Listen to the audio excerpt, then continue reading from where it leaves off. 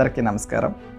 ప్రపంచంలోనే ఎత్తైన విగ్రహం ఏది అంటే statue of unity, Shri Sardar Vallabhbhai Patel గారి విగ్రహం.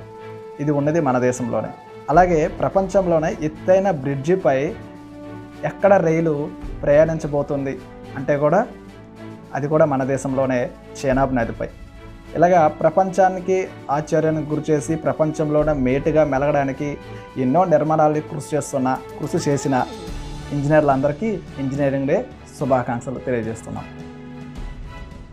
మనము సెప్టెంబర్ 15న ఇంజనీరింగ్ డే ఎందుకు జరుపుకుంటున్నామంటే ప్రపంచంలో సాంకేతిక రంగాలు అభివృద్ధి చెందనప్పటికీ కూడా, సౌకర్యాలు లేనప్పటికీ కూడా తన యొక్క మేధావ శక్తితో నిర్మాణాలు నిర్మించి ఎన్నో విపత్తుల నుండి మన భారతదేశ ప్రజల్ని కాపాడినటువంటి శ్రీ మోక్షగుండ విశ్వేశ్వరయ్య గారి జన్మదినం కావున మనం ఆయన యొక్క విశేష నైపుణ్యతతో ఎంతో సేవలు అందించినటువంటి ఆయన గురించి మనం ఇంజనీరింగ్ డే రోజు ఖచ్చితంగా మనం గుర్తు చేసుకోవాల్సిన అవసరం ఉంది.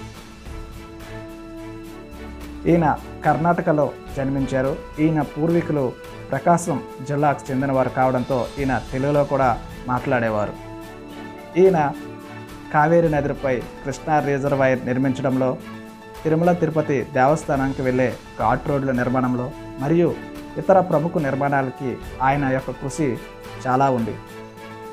మరి ఇలాంటి మహనీయుల్ని మనం స్మరించుకొని గౌరవించి నివాళి అర్పించడంతో పాటు వారి యొక్క పూర్తి వివరాలను, జీవిత సత్యాలను, ఒడిదుడుకులను తెలుసుకొని మరింతగా స్ఫూర్తి పొంది మన భారతదేశ నిర్మాణంలో మన వంతు పాత్రను మనం పోషిద్దాం. జై హింద్.